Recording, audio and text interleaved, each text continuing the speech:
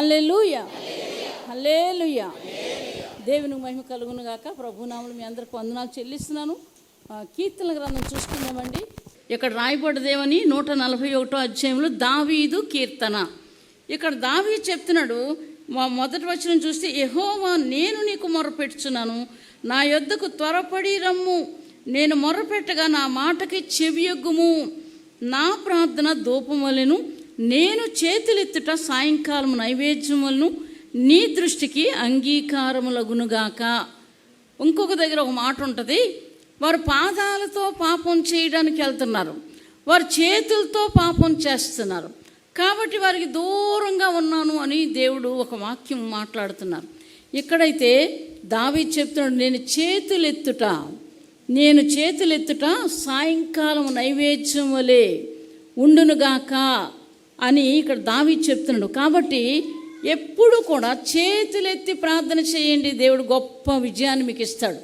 దేవునికి మహిమ కలుగునుగాక. అదే మాటలు రాస్తున్నారు ఇక్కడ, నేను చేతులెత్తుట సాయంకాలం నైవేద్యం వలె ఉండును. ఇలా యేసు ప్రభువు వారు కూడా చేతులు అందించారు. అనేక సార్లు ఇక్కడ ఉన్నటువంటి భక్తులు చేతులు ఎత్తారు. వారి జీవితాల్లో చేతులు ఎత్తడాన్ని గొప్ప గొప్ప అద్భుతాలు వారు పొందుకున్నారు. ఇక్కడ కూడా అదే మాట చెప్తున్నాడు, ఏమని? నేను పాపం చేయకుండా యెహోవా నా నోటికి కావలించుము, నా పెదవులు ద్వారమునకు కాపు పెట్టుము, పాపము చేయువారితో కూడా నేను దుర్నీతి కార్యంలో చొరబడుకున్నట్లు నా మనసు దుష్కార్యములకు తిరగనీయకుము, వారి రుచిగల పదార్థము నేను తినక ఎందునుగాక. దేవునికి మహిమ కలుగునుగాక. ఇలాంటి జరుగుతున్నాయి లోకంలో, కాబట్టి ఆనాడు జరిగే. కాబట్టి దావీదు ఈ మాటలు చెప్తున్నాడు, నా పెదాలకి కాపు పెట్టు. చాలామంది ఏం చేస్తారు, విస్తారంగా మాట్లాడతారు, అనవసరమైన మాటలు. అదే దేవుని కొరకు సాక్ష్యం చెప్పడం కానీ, లేకపోతే నాకు దేవుడు ఈ విషయాల్లో ఈ కార్యాలు నాకు చేశాడని వాళ్ళతో చెప్పుకోవడం కానీ, అప్పుడు ఈ రెండు మాటలు చెప్తేట దేవుడట చెవియొగ్గి ఆలకిస్తాడట. మలాకీలో మాటలు ఉంటాయి, మీకాలోనూ మలాకీలో ఉంటాడని. ఏమని? వారు ఏడుస్తున్నారట, వాళ్ళు చూస్తే అన్యాయం చేస్తున్నారు, అక్రమాలు చేస్తున్నారు, భయంకరమైన జీవితం వారు జీవిస్తున్నారు, మాకు బాధగా ఉంది. చూసుకుందామండి ఆ మాట. మలాకీ గ్రంథం 3వ అధ్యాయం 13వ వచనం చదువుతానండి. యెహోవా సెలవిచ్చినదేమనగా, నన్ను గూర్చి మీరు బహు గర్వపు మాటలు పలికి నిన్ను గూర్చి ఏమి చెప్పితమని మీరు అడుగుదురు. దేవుని సేవ చేయటం నిష్ఫలమనియు ఆయన ఆజ్ఞలను గైకొని సైన్యములకు అధిపతిగా యెహోవా సన్నిధిని మనము దుఃఖాక్రాంతులుగా తిరుగుట వలన ప్రయోజనం ఏమనియు గర్విష్ఠులు ధన్యులగుదురనియు, యెహోవాను శోధించు దుర్మార్గులు వర్ధిల్లుదురనియు, వారు సంరక్షణ పొందుదురనియు మీరు చెప్పుకొనుచున్నారు. దేవుడి మాటలు చెప్తున్నాడు, మీరు చెప్పుకొనుచున్నారు. నిజమే ఏచండి, నిజమే, మేము కూడా ఇలాగే అనుకుంటాం. కాబట్టి ఇక్కడ ఏం చెప్తున్నారు ఆయన? మీరు చెప్పుకొనుచున్నారు.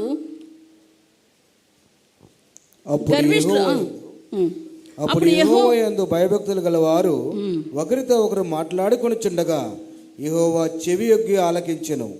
మరియు యెహోవా యందు భయభక్తులు కలిగి ఆయన నామమును స్మరించి ఉండు వారికి జ్ఞాపకార్థముగా ఒక గ్రంథము ఆయన సముఖముందు రాయబడెను. నేను నియమింపబో దినము రాగా వారు నా వారై నా స్వకీయ సంపాద్యమై ఉందురు. తండ్రి తన్ను సేవించు కుమారుని కనికరించినట్లు నేను వారిని కనికరింతునని సైన్యములకు అధిపతిగా యెహోవా సెలవిచ్చుచున్నాడు. అప్పుడు నీతి గల వారెవరో, దుర్మార్గులెవరో, దేవుని సేవించే వారెవరో, ఆయన సేవించిన వారెవరో మీరు తిరిగి మీరు కనుగొందురు. ఇక్కడ దేవుడు చెప్తున్నాడు వాళ్ళకి, ఏమని? జీవ గ్రంథంలో వారి పేర్లున్నాయి, ఎవరు ఎటువంటి వారో ఆ దినాన్ని మీకు తెలుస్తుందని ఇక్కడ దేవుడు ఇక్కడ రెండు మాటలు చెప్తున్నారు. ఇక్కడ దుఃఖపడుతూ ఏడుస్తూ కన్నీరు కారుస్తూ ఉన్నటువంటి వ్యక్తులకి జ్ఞాపకార్థంగా ఒక గ్రంథము రాయబడి ఉన్నది అని అక్కడ రెండు విషయాలు దానికి జవాబు చెప్తున్నారు. ఏమని? అప్పుడు చూడండి, ఏదైనా ఏమంటారు, తప్పకుండా సత్యమే గెలుస్తుంది అంటారు. ఏంటంటే సత్యమే ఆఖరి బయటకు వస్తుంది అంటారు, నీతే మంచిదంటారు. ఇలాగా అనేక విషయాలు సత్యం గురించి చెప్పుకుంటారు. వాళ్ళు చెప్తారు, మనం చెప్తాము. మనం చెప్పడం ఏంటంటే మన దేవుని బట్టి మనం చెప్తాము, నిజంగా అదే జరుగుతుంది. దేవునికి మహిమ కలుగును గాక. హల్లెలూయా. అయితే ఇక్కడ చేతులెత్తుట, నేను చేతులెత్తుట సాయంకాలం నైవేద్యములే నీ దృష్టికి అంగీకారములగునుగాక. ఏసండి, ఈ చేతితో పాపం చేసి నేను చేతులు ఎత్తుతానంటే అక్కడ కుదరదు. అక్కడ ప్రార్థన పాపంగా మారి తిరిగి శాపంగా మారిపోతుంది.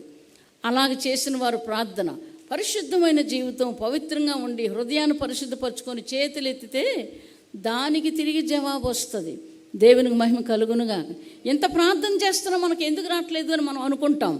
కానీ ఒక దినాన్ని ఏం చేస్తాడు? నియమించబడిన దినము రాగా, ఇందాక మనం చదువుకున్నాం, నియమించబడిన దినము రాగా అప్పుడు నీతిమంతులు ఎవరో దుర్మార్గులు ఎవరో అందరికీ తెలుస్తుందట. ఆ సమయం కొరకు మనం ఎదురు చూడాలి.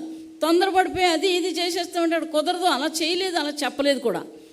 కాబట్టి దేవుని వాక్యాన్ని అంగీకరించి దాని ప్రకారం ఎవరైతే జీవిస్తారో వారిని దేవుడు ఆశీర్వదిస్తాడట, కనికరిస్తాడట.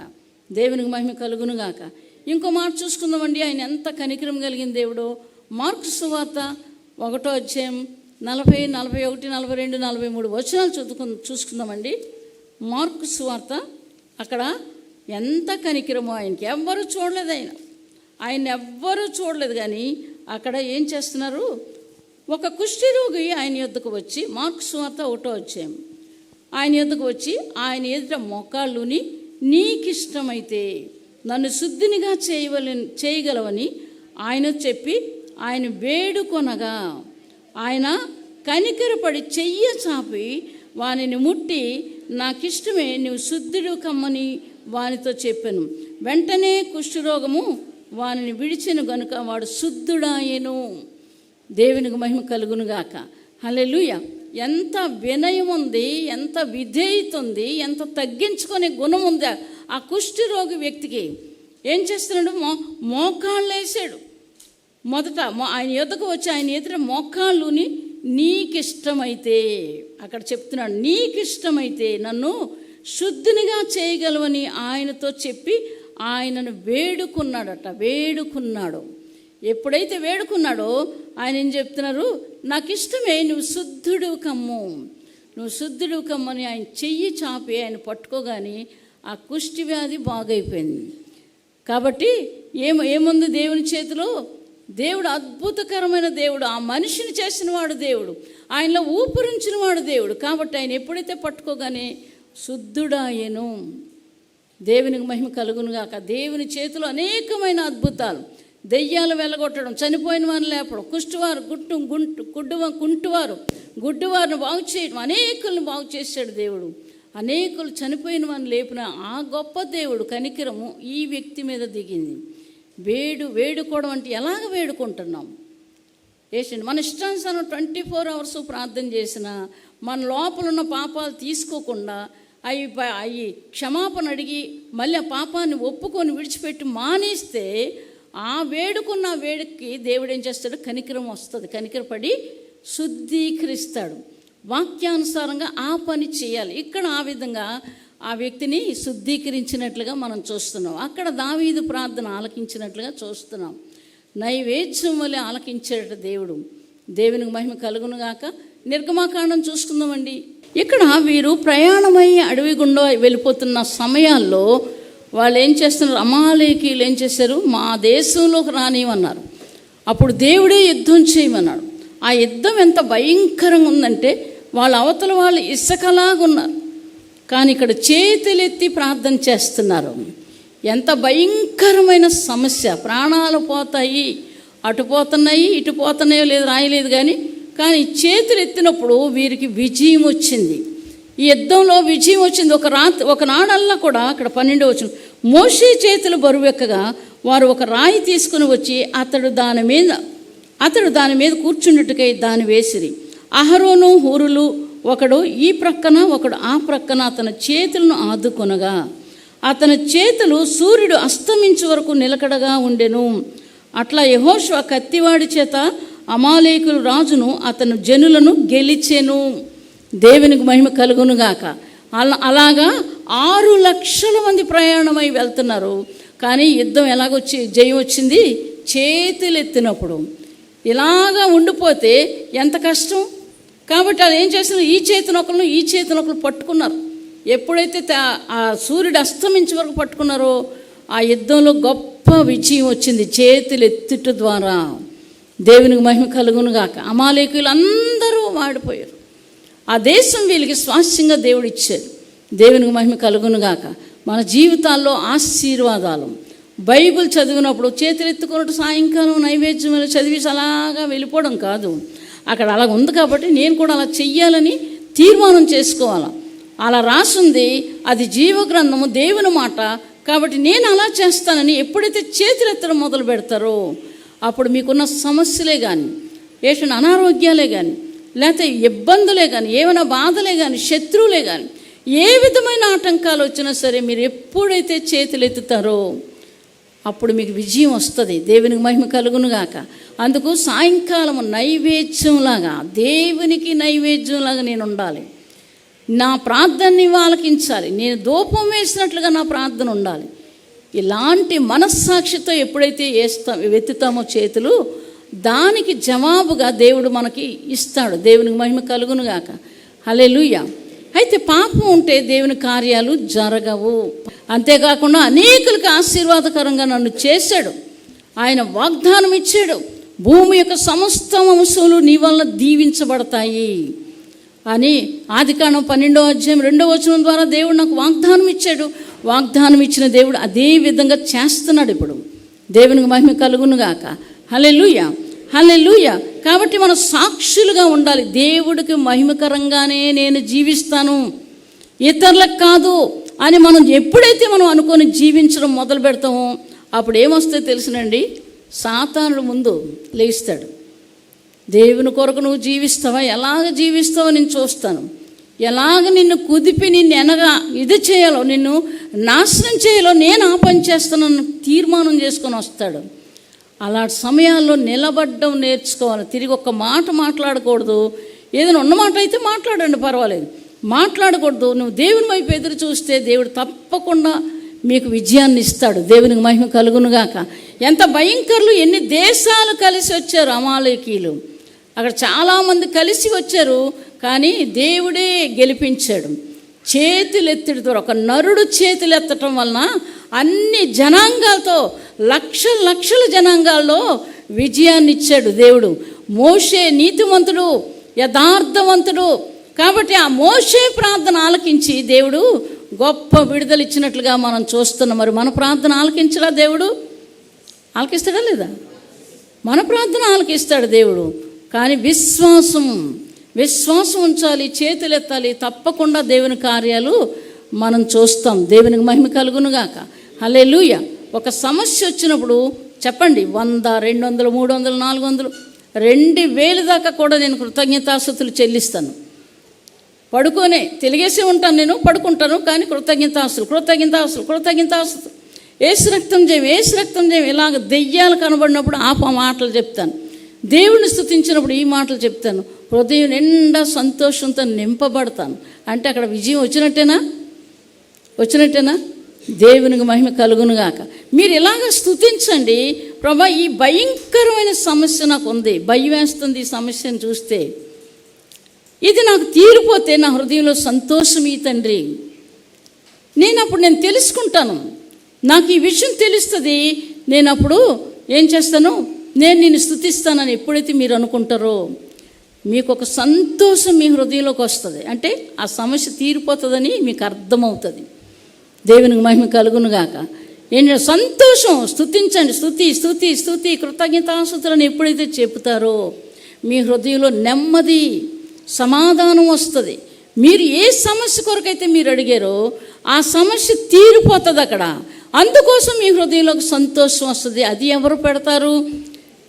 అది ఎవరు పెట్టలేరు, దేవుడు పెడుతున్నాడు. కాబట్టి ఇప్పుడు ఏం చేయాలి? విశ్వాసంలో పెరిగిపోయి ఇంకనూ నేను స్తుతిస్తానని తీర్మానం చేసుకోవాలి. అదే పని దావీదు చెప్తున్నాడు, నేను ఇంకనూ ఆయన స్తుతిస్తాను. యోబు చెప్తున్నాడు, నేను ఇంకనూ ఆయన స్తుతిస్తాను. ఏంటండి, యెహోవా ఇచ్చును, యెహోవా తీసుకున్న ఆయన నామానికి మహిమ కలుగునుగాక అని చెప్పి యోబు 1వ అధ్యాయంలో మాటలు చెప్తాడు. ఎందుకు? అనుభవాలు అనుభవించడం నేర్చుకోవాలి. ఇలాగ ప్రార్థన చేసి అనుభవాలు గుండా వెళ్ళి దాని సంగతి తెలుసుకోవడం. మనకు తెలీదు. ఇటువంటి ఎవరు చెప్తారు? ఏచండి, మనకు ఏ రోగం ఉందో డాక్టర్ గారి దగ్గరికి వెళ్తే ఏం చేస్తారు? స్టెతస్కోప్ పెడతారు. ఇక్కడ గుండెలో నొప్పి ఉందా, లేకపోతే ఏమి నీరసం ఉందా, ఏముందో అవి పెడతాడు. ఆయనకి అంతవరకు తెలుస్తుంది. లోపల సంగతి ఎవరికి తెలుస్తుంది? దేవుడికి తెలుస్తుంది. మనం ఏం చేయాలి? ఈ విధమైన ప్రార్థన మనం చేసుకొని, ఒకవేళ సమాధానం రాలేదనుకోండి, అయితే అది జరగదు.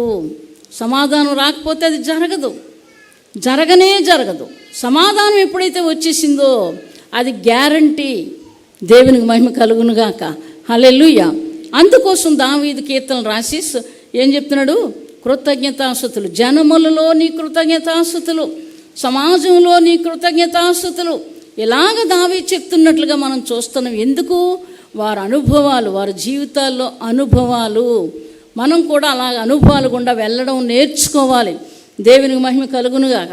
యెషయా గ్రంథం చూద్దామండి, 49వ అధ్యాయం 22వ వచనం.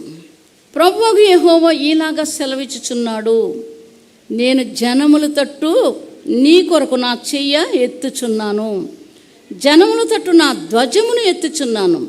వారు నీ కుమారులను రొమ్మునుంచుకొని వచ్చెదరు, నీ కుమార్తెలు వారి భుజము మీద మోయబడుదురు. దేవునికి మహిమ కలుగునుగాక. ఎప్పుడైతే ఇక్కడ చూస్తే నేను ఒంటరిగా ఇక్కడ చెప్తున్నాను 21 చూస్తే, అప్పుడు నేను నా పిల్లలను పోగొట్టుకొని సంతానహీనురాల్ని, ఒంటరినై ఇటు అటు తిరుగులాడుచున్న పరదేశురాల్ని కదా. వీరుని నా యందు కనినవాడెవడు, వీరిని పెంచినవాడెవడు? నేను ఒంటరి కత్తినై విడవబడితిని, వీరు ఎక్కడ ఉండిరి అని నీ మనస్సులో నీవు అనుకొందువు. సంఘంతో కానీ, స్త్రీతో కానీ, సమస్యలతో జీవిస్తున్న వారితో కానీ ఈ మాటలు దేవుడు చెప్తున్నాడు. ఒంటరి కత్తివని నువ్వు అనుకోవద్దు. నేను జనముల తట్టు నా యొక్క యెహోవా, ప్రభువు యెహోవా ఇలాగ సెలవిచ్చుచున్నాడు, నేను జనముల తట్టు నా చెయ్యి ఎత్తుచున్నాను, జనముల తట్టు నా ధ్వజమును ఎత్తుచున్నాను. వారు నీ కుమారులు రొమ్మునుంచుకొని వచ్చెదరు, నీ కుమార్తెలు వారి భుజము మీద మోయబడుదురు. ఇంకా కిందన చాలా మాటలు ఉన్నాయి. దేవునికి మహిమ కలుగునుగాక. దేవుడు మనం ఎప్పుడైతే పరిశుద్ధంగా విశ్వాసంతో దేవుని వైపు చేతులెత్తడం నేర్చుకుంటామో, ఆ చేతులెత్తి ఎప్పుడైతే ప్రార్థన చేస్తామో దానికి జవాబుగా అంటున్నాడు, నేను చెయ్యి ఎత్తుతాను జనముల తట్టు, నేను జనముల తట్టు ధ్వజమెత్తుచాను. వారు నీ కుమారులను రొమ్మునుంచుకొని వస్తారు, నీ కుమార్తెలు భుజముల మీద మోయబడదు. ఎంత గొప్ప వాగ్దానం ఈ భూమి మీద మనిషికి ఇచ్చాడు దేవుడు. దేవునికి మహిమ కలుగునుగాక. కాబట్టి ఏం చేయాలి? చేతులెత్తడం నేర్చుకోవాలి. మాటికి చేతులెత్తడం నేర్చుకోవాలి.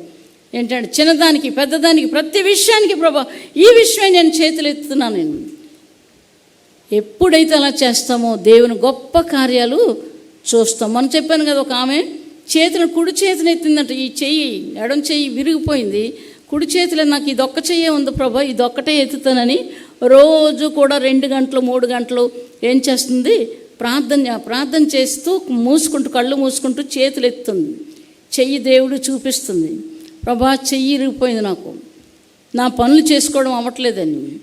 దేవునికి మహిమ కలుగునుగాక. సడన్గా పరిశుద్ధాత్మతో నింపబడి ఆపరేషన్ ఏం చెయ్య ఏంటండి, లోపల ఉన్న రాడ్డు ఉందంట, రాడ్డు కిందన పడిపోయింది. ఎంత గొప్ప కార్యం అండి. ఆ రాడ్డు కిందన పడిపోయి అనుకోకుండా చెయ్యి ఏం చేసింది? పైకి ఎత్తింది. కట్టుతోనే ఉంది, కట్టు కూడా ఊడిపోయిందంట. ఆవిడ చెప్తుంది. మామూలు చెయ్యి ఎత్తేసినప్పుడు 2 చేతులు ఎత్తి గంతులేసి దేవుని స్తుతించడం మొదలుపెట్టింది. అనుభవాలేనా కాదా? చెప్పండి గట్టిగా. అలాగా మనం ఉండాలి. అప్పుడు దేవుడు మన సమస్యలకి సమాధానం ఇస్తారు. అక్కడికి ఇక్కడికి వెళ్ళిపోకండి, వాళ్ళని వీళ్ళని అడగండి. మీరు దేవుడు మీకున్నాడు, మీ పక్కనే ఉన్నాడు దేవుడు. ఆ దేవుడు మానేసి ఎవరినో అడిగితే ఏమేం చేస్తారు? మంచి పని అయింది, ఏదో తప్పు చేసి ఉంటుంది అందుకే కాలు ఇరిగిపోయి, ఏదో పాపం చేసి ఉంటుంది అందుకే చేతులు ఇరిగిపోయి, ఏదో ఎవరినో అని ఉంటుంది అందుకే అలా పడిపోయింది. ఇలాంటి మాటలు వస్తాయి మనుషుల దగ్గరికి వెళ్తే. చూస్తున్న దేవుడు, అందుకే హాగరేమంటుంది? చూస్తున్న దేవుడు. ఏంటండి? చూచుచున్న దేవుడు అని దేవునికి పేరు పెట్టింది. ఎందుకు? ఆ పొదలో నీళ్లు లేకుండా పసిబిడ్డడు ఏడుస్తున్నాడు, భయంకరంగా తోలివేయబడింది. తన సమస్యకి అక్కడికి ఆ జవాబు లేదు. ఇంకా ఎవ్వరు మనుషులు లేరు, తాగడానికి నీళ్ళు లేవు. చంటి బిడ్డడు కన్నీరే కారుస్తుంది. దేనికి ఇక్కడ ఇప్పుడు తినటానికి కానీ తాగడానికి కానీ ఏ విషయాలు కూడా ఏమీ లేని నిరాధారంగా ఉంది. ఆ సమయంలో దేవుడే ఆమెకు వచ్చి హాగరు హాగరు అని పిలిచి తన ఓదార్చి తనకు నీళ్ళిచ్చి నీ సంతానాన్ని నేను ఆశీర్వదిస్తానని చెప్పి పంపాడు దేవుడు. దేవునికి మహిమ కలుగునుగాక. అబ్రహాం తగిలేస్తే ఏం చేసింది? అడవిలో పిల్లోని పడేసింది, పొదల్లో పడేసి ఏడుస్తుంది. ఆ ఏడుపుకు దేవుడు జవాబు ఇచ్చాడు. ఇస్మాయిల్ కూడా ఒక రాజ్యం సంపాదించుకున్నాడు. అటువంటి దేవుడు, వాగ్దానం ఇచ్చిన దేవుడు నమ్మదగినవాడు. జీవించడం నేర్చుకోవాలి. జీవించడం అంటే ఏంటి? జీవించడం అంటే పరిశుద్ధత కలిగి ఏంటంటే దేవునికి ఇష్టకరంగా జీవించడం, ఆయన ఏం చెప్తున్నాడో వినడం, ఆయన చెప్పిన మాటలు విని ఆ విధంగా జీవించడం ఎప్పుడైతే చేస్తారో తప్పకుండా విజయాన్ని దేవుడు ఇస్తాడు. దేవునికి మహిమ కలుగునుగాక.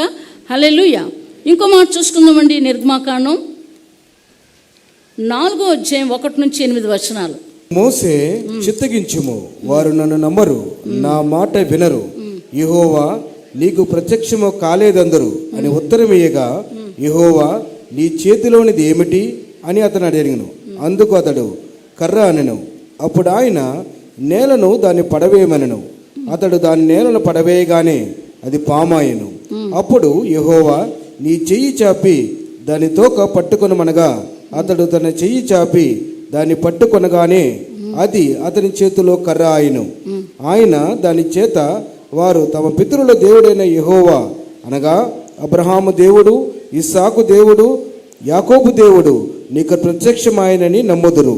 మరియు యెహోవా నీ చెయ్యి రొమ్మును ఉంచుకొనమనగా అతడు తన చెయ్యి రొమ్మును ఉంచుకొనగా దాని వెలుపలకు తీసినప్పుడు ఆ చెయ్యి కుష్టిగలదై హిమం వల్లే తెల్లదనాయను.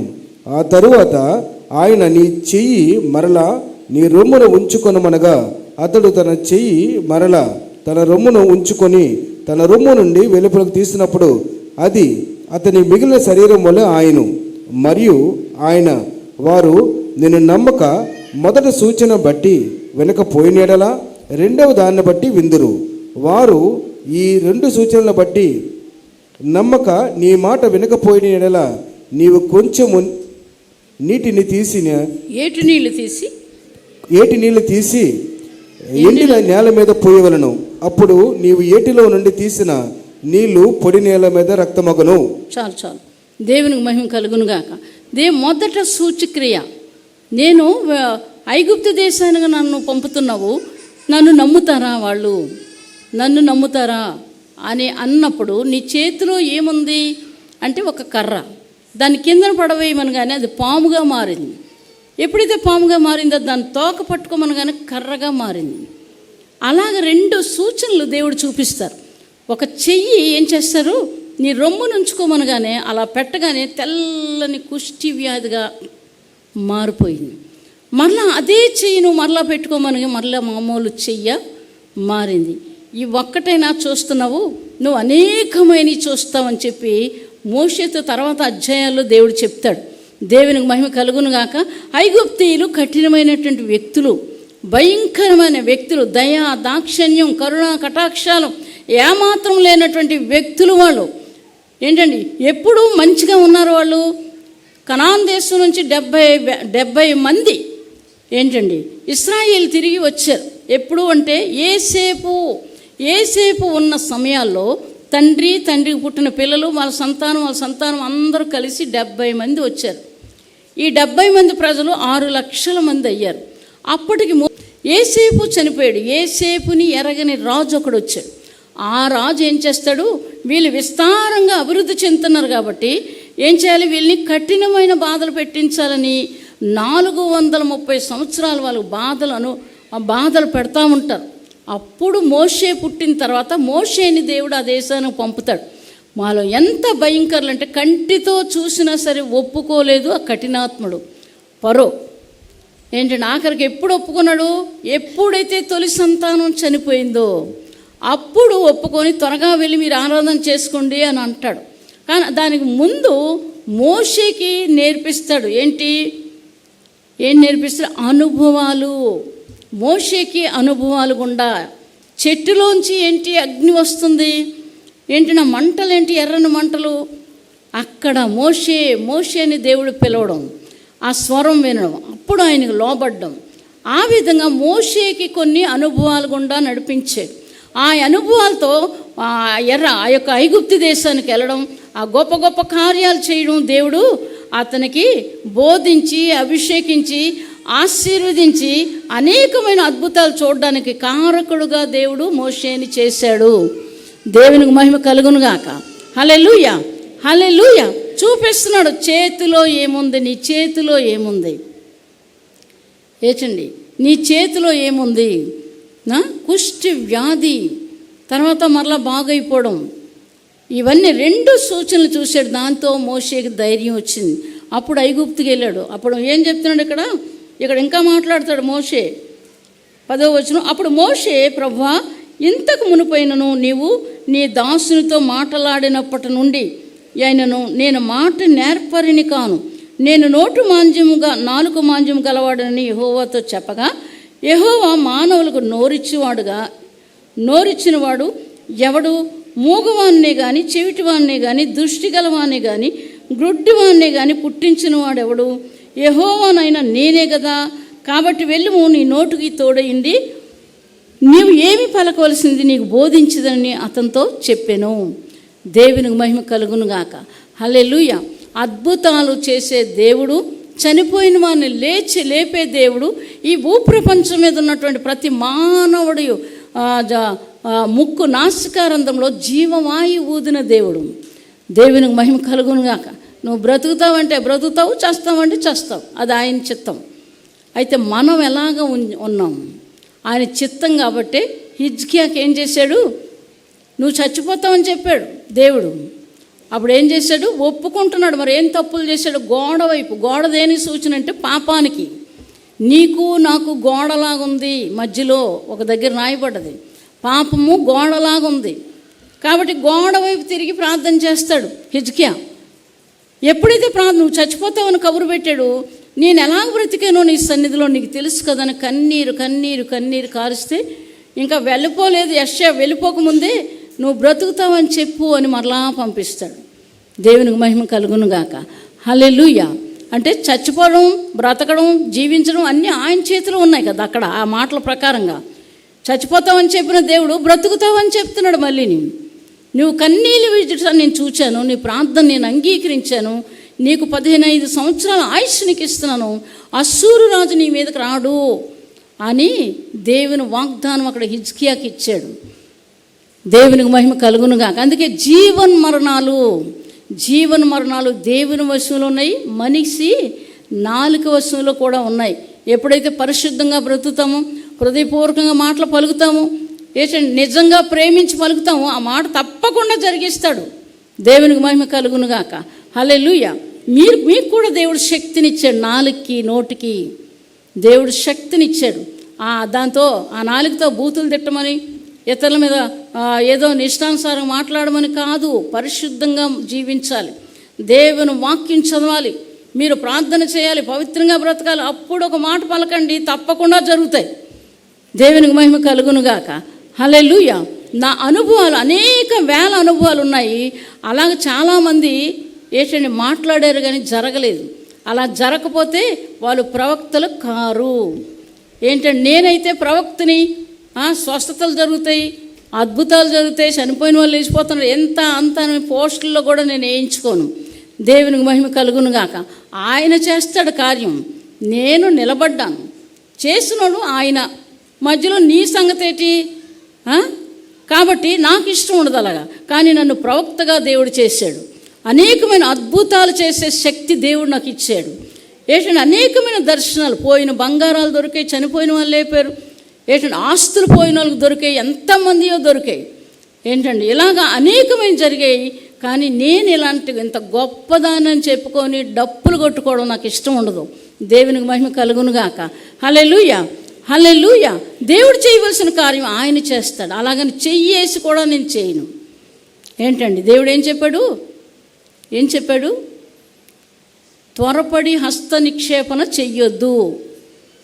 చాలామంది వేయమంటారు, వేస్తాను, వాళ్ళు చెప్పిన మాట. కొంతమంది అయితే చేతులు తీసుకొని వేసేసుకుంటారు, చేతులు తీసి వేసేసుకుంటారు.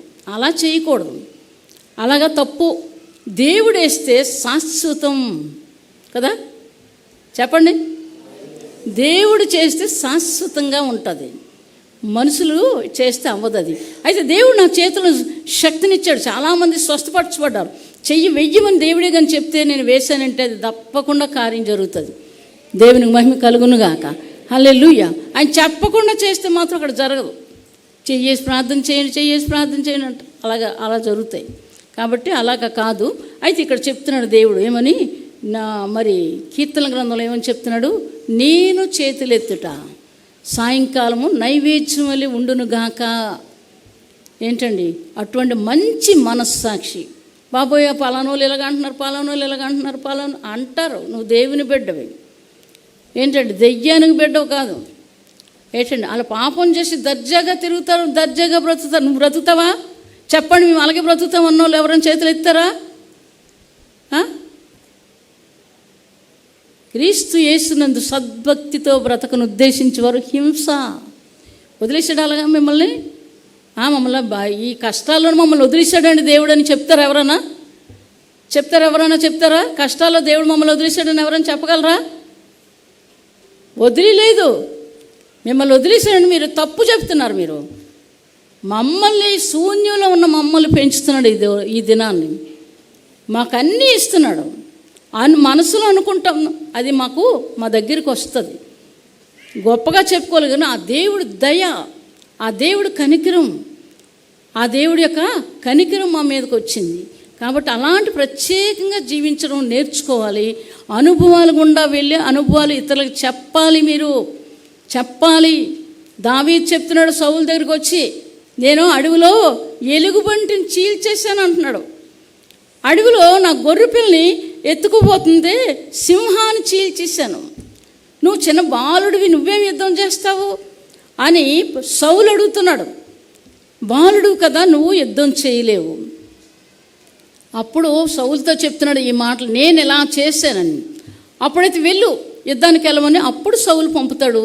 నిజంగానే గొల్యాతుని జయించి తిరిగి వచ్చాడు. దేవునికి మహిమ కలుగునుగాక.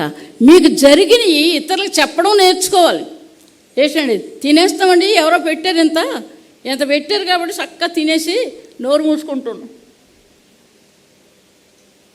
నాకు బాగా ఆకలేస్తుందండి, పాపం పలానావిడి నాకు పెట్టిందంటే ఆవిడ నేను ఎవరో తెలియదు కానీ ఆ పని చేసింది ఎవరు కదా? చెప్పాలా లేదా?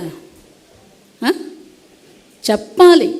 చెప్తే నేను కూడా అలాగే చేసుకుంటాను. నాకు లేని పరిస్థితుల్లో నాకు దేవుడు చేస్తాడు, ఈవిడ చేస్తే నాకెందుకు చేయడని విశ్వాసం పెరుగుతుంది. దేవునికి మహిమ వస్తుంది. ఎన్ని లక్షణాలు ఉన్నాయి ఇతరులకు చెప్పడానికి. అంత ఫిలిస్తీన్లు అందరూ కూడా అనేక రోజులు ప్రతిరోజు రమ్మంటున్నాడు గొల్యాతు. రండి నాతో యుద్ధానికని ప్రతిరోజు రమ్మంటున్నాడు. భయపడి ఇటు ఇశ్రాయేల్ చూస్తున్నారు, అటేపు ఫిలిస్తీన్లు చూస్తున్నారు, కానీ ఆ గొల్యాతు దగ్గరికి ఎవ్వరూ వెళ్ళలేకపోతున్నారు. అంత గొప్ప సమస్య దేవుడు ఆ రాజ్యానికి ఇశ్రాయేల్ మధ్యలో దేవుడు తీర్చాడంటే చెప్పొద్దా? రాయబడ్డది ఇక్కడ. నోరు మూసుకుంటారు దేవుని కార్యాలు జరిగినా సరే. అంటే ఏంటి? కృతజ్ఞత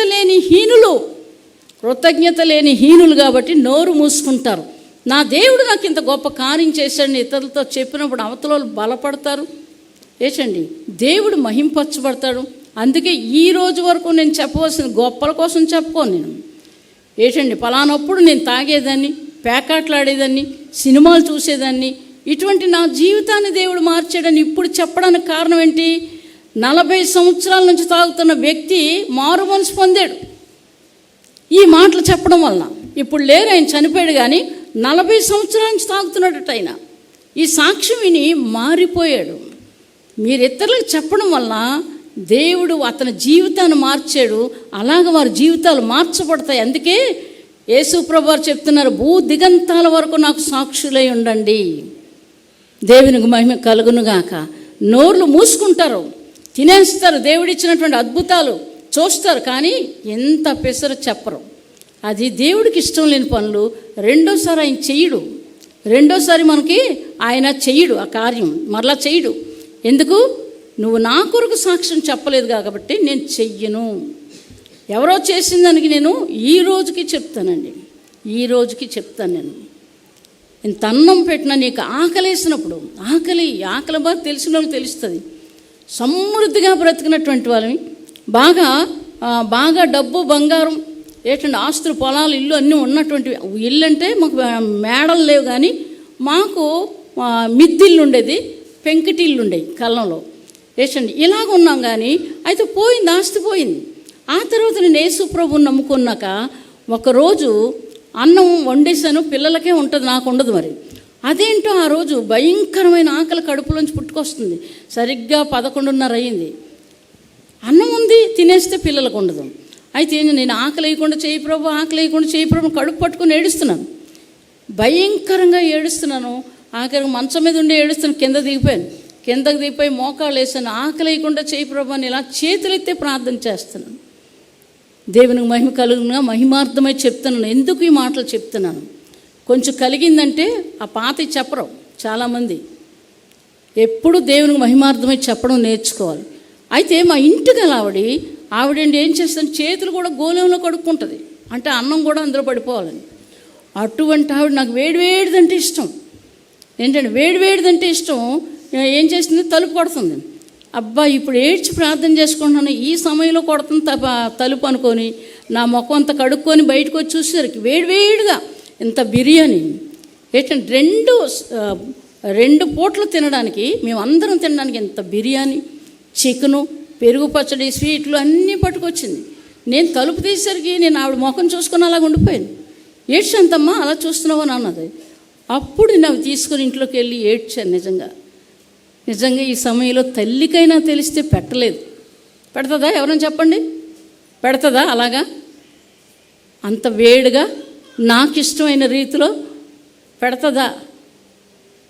చాలా ఏడ్చాను నిజంగా. ఇప్పుడు కూడా నాకు ఏడుపు వస్తుంది. ఆవిడ చనిపోయారు, కానీ ఏంటండి అలాగ దేవుడు నాకు భోజనం పెట్టాడు. అలాగ అనేక సార్లు పెట్టాడు దేవుడు. నా చేతితో భోజనం చేశాడు దేవుడు. చూస్తుండగా క్లియర్గా ప్రకటన గ్రంథంలో మాట ఉంటుంది, చూసుకుందామండి. ఒక మాట, మంచి మాట చూసుకొని ముగించుకుందాము. 3వ అధ్యాయం 20వ వచనం. ఇదిగో నేను తలుపు నొద్ద నిలబడి తట్టుచున్నాను. ఎవడైనా ఆ స్వరం విని తలుపు తీసిన యెడల నేను అతని యొద్దకు వచ్చి అతనితో నాతో కూడా అతడును భోజనము చేయదుము. ఈ మాట రాసింది ఎంతమందో జరిగే ఉంటుంది. అయితే నాకు జరగాలి అని అనేక సంవత్సరాల నుంచి నేను ప్రార్థన చేస్తే ఒకరోజు మధ్యాహ్నం ఏంటంటే తెల్లని బట్టలు వేసుకున్నారు. కడుపు ఇలాగ అంటున్నాడు, అమ్మ ఆకలిస్తుందని. అప్పుడు వంట చేశాను.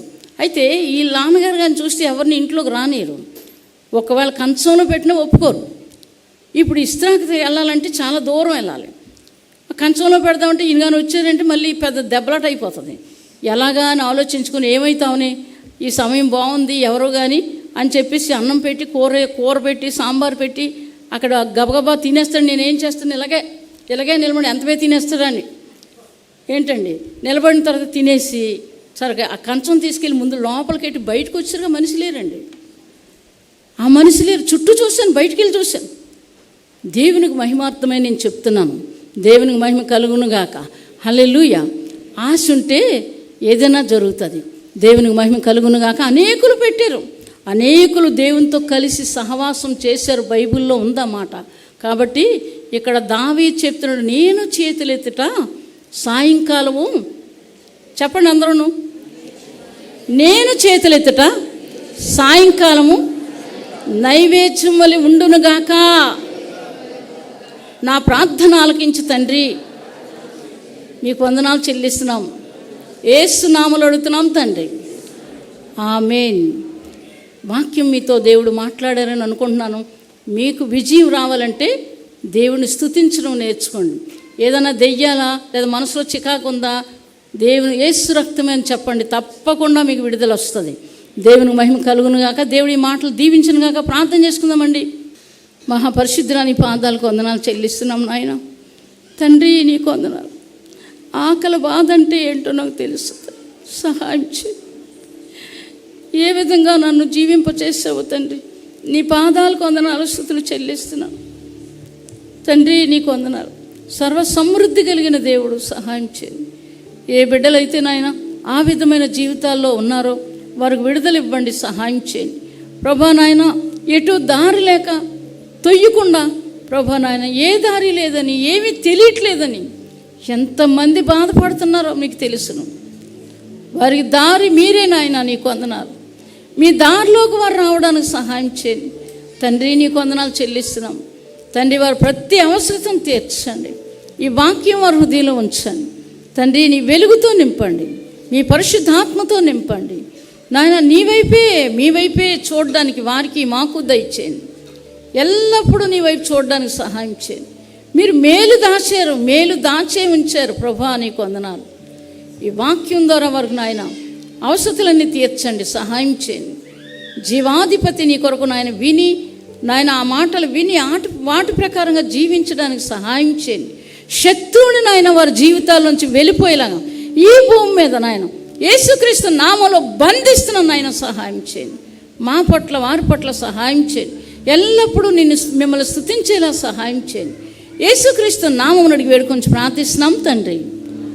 ఆమేన్. హల్లెలూయా, హల్లెలూయా.